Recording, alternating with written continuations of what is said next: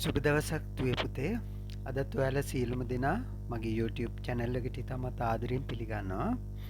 අද මම කරන්න යන්නේ past tense වල question, affirmative, negative question ටික කතා කරන එක.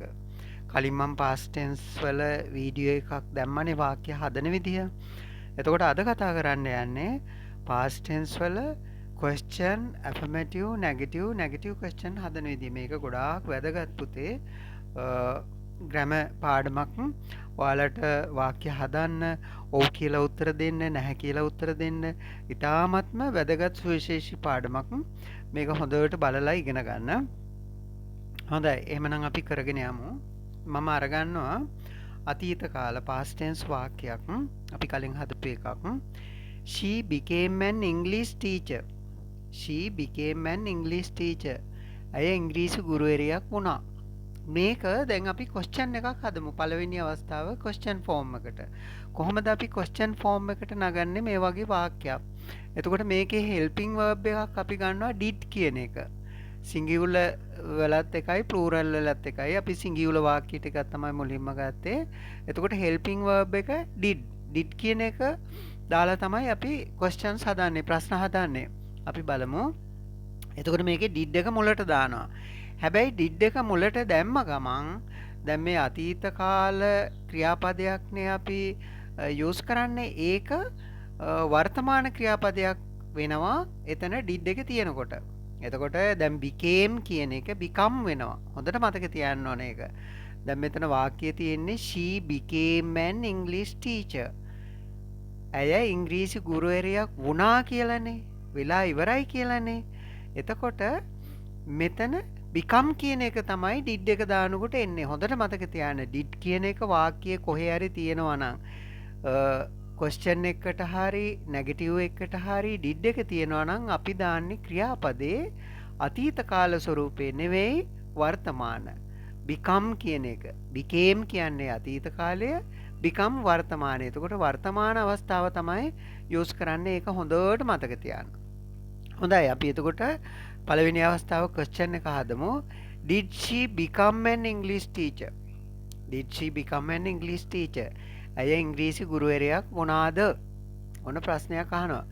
Did she become an English teacher? එතකොට මෙතන became නෙවෙයි become. හොඳට මතක තියාගන්න. did එක ආව ගමන් එතන එන්නේ වර්තමාන අවස්ථාව ක්‍රියාපදේ. එතකොට did she become an English teacher? Did she become an English teacher? ඇය ඉංග්‍රීසි ගුරුවරයක් වුණාද?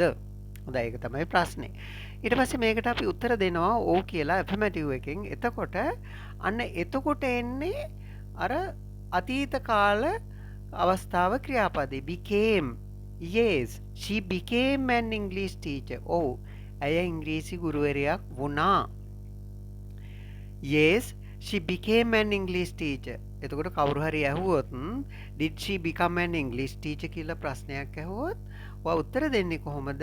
Yes, she became an English teacher. Yes, she became an English teacher. ඔව්, ඇය ඉංග්‍රීසි ගුරුවරයක් වුණා. දැන් ඊගවට negative අවස්ථාව එනවා අපහු. negative නැහැ කියලා උත්තර දෙනවා නම් කොහොමද? No, she did not. No, she did not become. එතනත් එන්නේ become. හොඳට මතක තියාගන්න. did එක කොහේ හරි වාක්‍යයේ තියෙනවා නම් අපි වර්තමාන අවස්ථාව තමයි ක්‍රියාපදේ ගන්නෙ. එතකොට no, she did not become. No, she did not become an English teacher. No, she did not become an English teacher. නැහැ, ඇය ඉංග්‍රීසි ගුරුවරියක් වුණේ නැහැ. අන්න ඒ විදිහට තමයි එන්නේ. ඒ යෙදෙන විදිහ හොඳට තේරුම් අරගන්න, ඉගෙන ගන්න. හරිම වැදගත් දුවේ පුතේ. හරිම ලේසි මේ ක්‍රමය අල්ලගත්තම.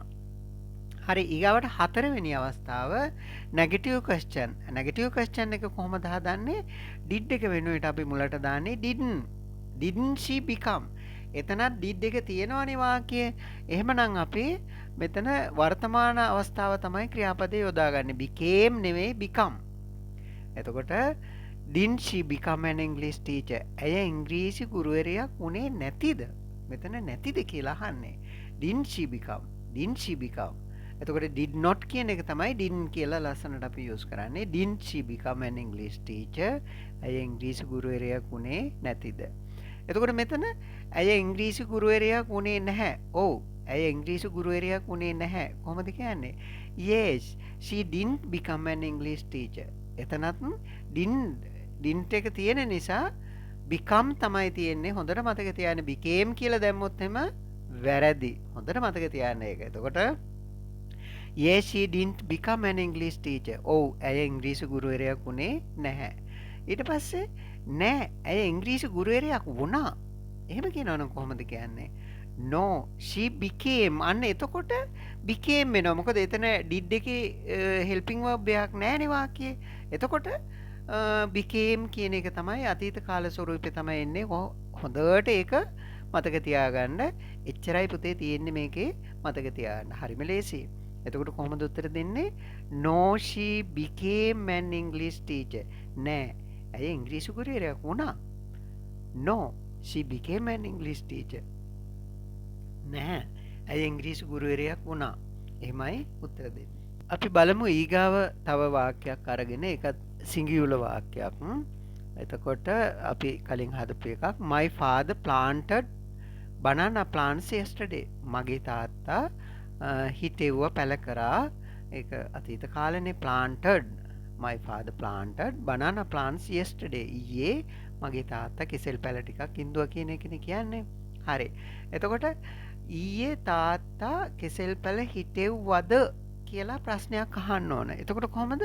did එක තමයි අපි මුලට දාන්නේ. එතකොට did my father මෙතන planted කියන එකේ plant කියන එක තමයි එන්නේ වර්තමාන අවස්ථාව ක්‍රියාපදේ. ඒක හොඳට මතක තියන්න. did එක කොහේ හරි තැනක තිබුණොත් එතන එන්නේ වර්තමාන. did එක නැතිනම් ඔන්න අතීත කාල ස්වරූපේ තමයි එන්නේ past tense එකේ. එච්චරයි මතක තියාගන්න තියෙන්නේ. හොඳයි. හරිම ලේසි. බලමු එතකොට කොහොමද ප්‍රශ්නේ? Did my father plant banana plants yesterday? Did my father plant banana plants yesterday? මගේ තාත්තා ඊයේ කෙසෙල් පැල හිටෙව්වද? එතකොට affirmative form එකෙන් දෙවෙනි අවස්ථාවේ කොහොමද අපි උත්තර දෙන්නේ? ඔව්, මගේ තාත්තා ඊයේ කෙසෙල් පැල හිටෙව්වා. එතකොට past tense එක එන්නේ නේද? ක්‍රියාපදේ past tense එක. මොකද did එක කොහෙවත් නැහැනේ helping verb එක. එතකොට කොහොමද උත්තර දෙන්නේ? Yes, my father planted banana plants yesterday. Yes, my father planted banana plants yesterday. මේවා හරියට කියලා කීප සැරයක් 10 12 සැරයක් හරි කියලා හොඳට හුරු කරගන්න ඕන දුවේ පුතේ. පැටලෙන්නේ නැතුන් හිටින්න නැතුන් කියන්න කතා කරන්න. හරි. තුන්වෙනි අවස්ථාව අපි බලමු නෙගටිව්. නැහැ. මගේ තාත්තා ඊයේ කෙසෙල් පැල හිටුවේ නැහැ. කොහොමද කියන්නේ? No, my father did not plant. එතකොට my father did not plant. planted වෙනවද? නැහැ. did එක තියෙන නිසා අපි වර්තමාන ස්වරූපේ තමයි අරගන්නේ ක්‍රියාපදේ. No, my father did not plant banana plants yesterday. එහෙමයි උත්තර දෙන්නේ. ආසිරයක් කියමු බලන්න. No, my father did not plant banana plants yesterday. නැහැ, මගේ තාත්තා ඊයේ කෙසෙල් පැල හිටෙව්වේ නැහැ. හොඳයි. හතරවෙනි අවස්ථාව බලමු. ඒකේ negative question එකක්.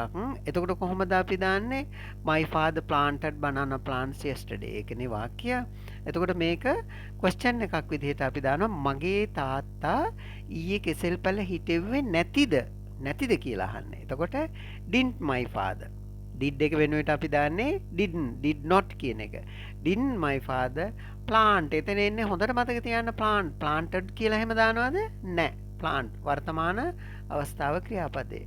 Didn't my father plant banana plants yesterday? Didn't my father plant banana plants yesterday?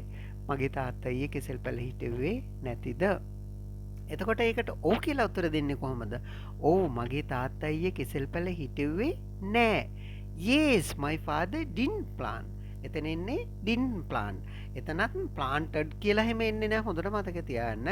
did එක තියෙනවනේ. එතකොට වර්තමාන අවස්ථාව ක්‍රියාපදේ yes, my father didn't plant banana plants yesterday ටික එහෙම එනවා. Yes, my father didn't plant banana plants yesterday. ඔව්, මගේ තාත්තා ඊයේ කෙසෙල් පැල හිටෙව්වේ නැහැ. මගේ තාත්තා ඊයේ කෙසෙල් පැල හිටෙව්වා. කොහොමද කියන්නේ? No, my father planted. අන්න එතෙන් දිනනවා ක්‍රියාපදේ අතීත කාල ස්වරූපේ නේද?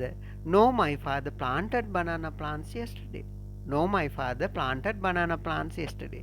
මේ අවස්ථා ටික යෙදෙන විදිහ හොඳට තේරුම් අරගන්න. හොඳට කීප සැරයක් බලලා ඒ අවස්ථාව මෙයා කරගන්න. ඔගොල්ලන්ගේ පොත්වල නෝට් එකක් ගහගන්න.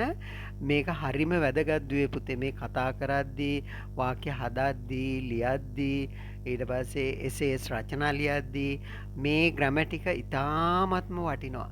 ඒක නිසා මේ ටික හොඳට තේරුම් ගන්න. මම ගොඩාක් සරලව මගේ ග්‍රැමර් පාඩම් කරන්නේ හැම කෙනාටම තේරුම් ගන්න පුළුවන් විදිහට මේ ටික හොඳට ඉගෙන ගන්න දුවේ පුතේ. එතකොට ඉංග්‍රීසි හරිම ලේසි. හොඳයි. අපි තව වාක්‍යයක් හද මේ වගේ. එතකොට මෙතන ප්ලූරල් බහුවචන කියලා වෙනසක් නෑ. ඔය ක්‍රමේමයි යෙදෙන්නේ. එතනත් අපි ඩිඩ් එක තමයි හෙල්පින් verb එක විදිහට ගන්නෙ. බලමු වාක්‍යයක් අපි they build a very big house. ඒගොල්ලෝ හැදුවා. built කියන්නේ හැදුවා. ඒගොල්ලෝ හැදුවා ගොඩාක් ලොකු ගෙදරක්. එතකොට අපිට ප්‍රශ්නය අහන්න ඕන ක්වෙස්චන් අවස්ථාව කොහොමද අහන්නේ? ඔවුන් ඉතා විශාල නිවසක් ඉදි කළාද හැදුවද? එතකොට did එක මුලට දානවා. එතකොට did they එතන එන්නේ built නෙවෙයි build හදනවා කියන එක. හැදුවා කියන එක එහෙම එන්නේ නැහැ. මොකද did එක තියෙනවානේ. did එක තියෙන නිසා අපි වර්තමාන අවස්ථාව තමයි ක්‍රියාපදේ දාන්නේ. එතකොට did they build a very big house? Did they build a very big house? ඔවුන් ඉතා විශාල නිවසක් ඉදි කළාද? එතකොට affirmative form එකෙන් ඔව් කියලා උත්තර දෙනවා නම් කොහොමද? ඔව් ඔවුන් ඉතා විශාල නිවසක් ඉදි කළා. එතකොට did එක එනවද? නැහැ. එහෙමනම් ක්‍රියාපදේ අතීත කාල අවස්ථාව built කියන එක අපි දාන්න ඕනේ. එතකොට yes they built a very big house. Yes they built a very big house. ඔවුන් ඉතා විශාල නිවසක් ඉදි කළා. හරි. නැගටිව් එක කොහොමද? නැගටිව් අවස්ථාව නැහැ. ඔවුන් ඉතා විශාල නිවසක් ඉදි කළේ නැහැ. එතකොට කොහොමද? no they did not. එහෙම නැත්නම් didn't කියන්නත් පුළුවන්. අපිට ප්‍රශ්නයක් නැහැ. no they did not build a very big house. මෙතන දුවලා පුතාලාට මේක තේරුම් ගන්න ඕන නිසා මම did not කියලා දැම්මා. didn't කියලා ලස්සනට කිව්වත් කමන්න ලස්සන කරලා. එතකොට no they did not build. එතකොට ඔනේ did එක තියෙන නිසා අපි මොකද්ද build කියලා තමයි එන්නේ වර්තමාන අවස්ථාව ක්‍රියාපදේ. හොද්දට මේක තේරුම් ගන්න. හරිම ලේසි තේරුම් ගන්න හරියට අවස්ථාව එච්චරයි ඔයගොල්ලන්ට තියෙන්නේ. එතකොට no they did not build a very big house. No they did not build a very big house. නැහැ. ඔවුන් ඉතා විශාල නිවසක් ඉදි කළේ නැහැ. ඊගාවට බලමු මේකෙම මේ negative question අවස්ථාව කොහොමද හතරවෙනි අවස්ථාව කියලා. එතකොට didn't කියන එකනේ අපි මුලට දාන්නේ. did not කියන එක didn't they build a very big house?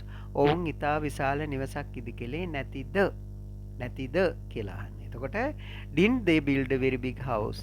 Didn't they build a very big house? එතකොට ඔවුන් ඉතා විශාල මේ නිවසක් ඉදි කළේ නැහැ. කොහොමද කියන්නේ? yes they didn't build.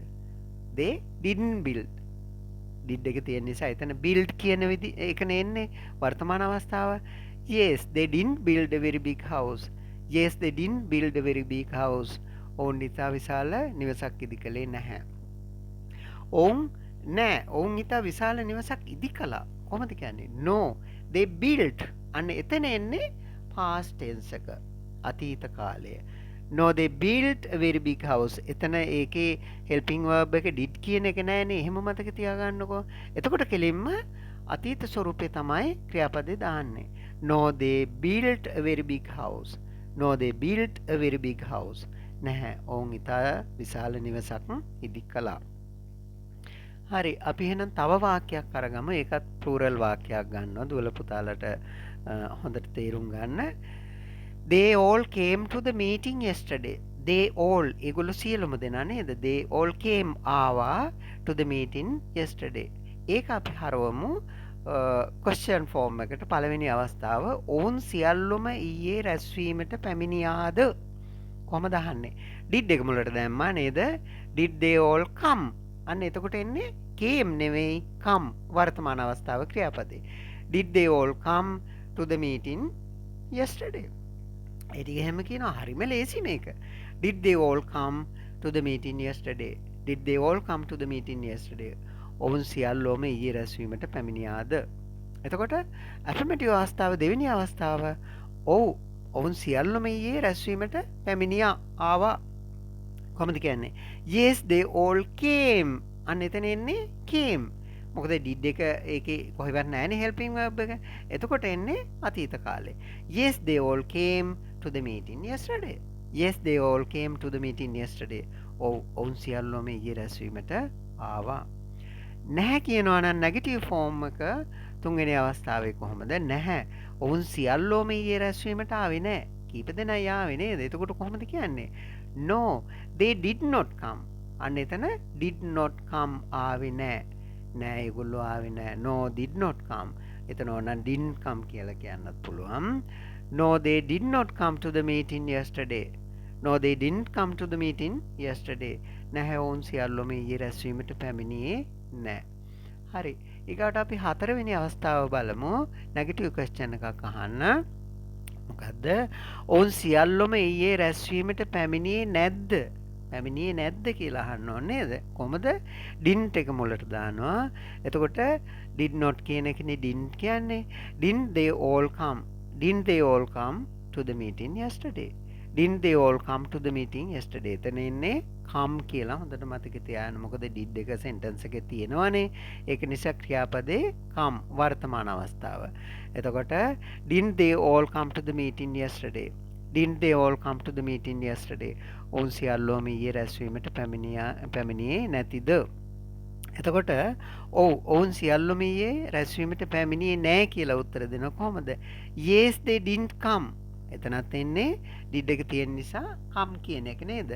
Yes they didn't come to the meeting yesterday. Yes they didn't come to the meeting yesterday. ඔවුන් සියල්ලෝම ඊයේ රැස්වීමට පැමිණියේ නැහැ. ඊට පස්සේ නෙගටිව් අවස්ථාව නම් නෑ ඒගොල්ලෝ සියල්ලෝම ඊයේ රැස්වීමට පැමිණියා ආවා. කොහොමද කියන්නේ? No, they all came.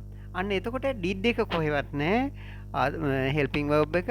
ඒක නිසා came කියන එක past tense එක තමයි ක්‍රියාපදේ ගන්නෙ past tense අවස්ථාව. එතකොට no, they all came to the meeting yesterday. No, they all came to the meeting yesterday. නැහැ ඔවුන් සියල්ලෝම ඊයේ රැස්වීමට පැමිණියා. ඉතින් මේ විදිහට තමයි මේ past tense එකේ question affirmative negative question අහන්නේ. මේ ටික හරීම වැදගත්, ගොඩාක්ම වැදගත්. මේ ටික හොඳට ඉගෙන ගන්න. ඔය පුතේ මම ඔය දාන වීඩියෝ වල තියෙන හැම මේ ක්‍රමයක්ම හොඳට අල්ලගන්න, තේරුම් ගන්න, ඒක ඉගෙන ගන්න. එතකොට ඔයගොල්ලන්ට grammar ආයි අලුතෙන් ඉගෙන ගන්න දෙයක් නැහැ. සියලුම දේවල් දන්නවා. ඊට පස්සේ අපිට පුළුවන් ටිකක් දිග වාක්‍ය හදාගෙන ගිහිල්ලා රචනා කරලා ඒ වගේ ටික ඕගොල්ලන්ගේ දැනුම ඉම්ප්‍රූව් කරගන්න. ඉතින් එතකොට දුවලා පුතාලා කරන්න තියෙන්නේ මම අර කලින් කිව්වා වගේ ගෲප් එකක් හදාගෙන කට්ටිය එකතු වෙලා කතා කරලා පුළුවන් තරම් කතා කරන්න ඕන. මේ වගේ ප්‍රශ්න අහන්න question form එක ඊට පස්සේ affirmative form එක ඔව් කියලා උත්තර දෙන්න, නැහැ කියලා උත්තර දෙන්න, negative question හදාන්න, ඒවට උත්තර දෙන්න. මෙහෙම හැම එකෙම මම කරපු හැම ඒවායින්ම කතා කරලා මං හිතන්නේ ඕගොල්ලෝ කරනවා එක. එහෙම කරලා හොඳට ඉගෙන ගන්න. එතකොට ඕගොල්ලන්ට පුළුවන් ටිකෙන් ටික ඕගොල්ලන්ට ඉංග්‍රීසි හොඳටම ඉගෙන ගන්න පුළුවන් වෙනවා. හොඳයි දුවේ පුතේ මේ ටිකත් එහෙමනම් ඉගෙන ගන්න. අලුතෙන් ආවා ඉන්නවනම් මගේ channel එකට ඒගොල්ලෝ subscribe කරන්න. bell icon එකත් click කරන්න. එතකොට ඕගොල්ලන්ට අලුතෙන් වීඩියෝ එකක් දාපු ගමන් notification එකේ ඕගොල්ලන්ගේ යාළුවන්ටත් පුළුවන් තරම් මේක share කරන්න. එතකොට ඒගොල්ලොත් ඉගෙන ගනීවනේ. හොඳයි දුවේ පුතේ. එහෙමනම් නැවතත් වීඩියෝ එකකින් හමු වෙමු. එතෙක් goodbye කියනවා. තෙරුවන් සරණයි හැමෝටම.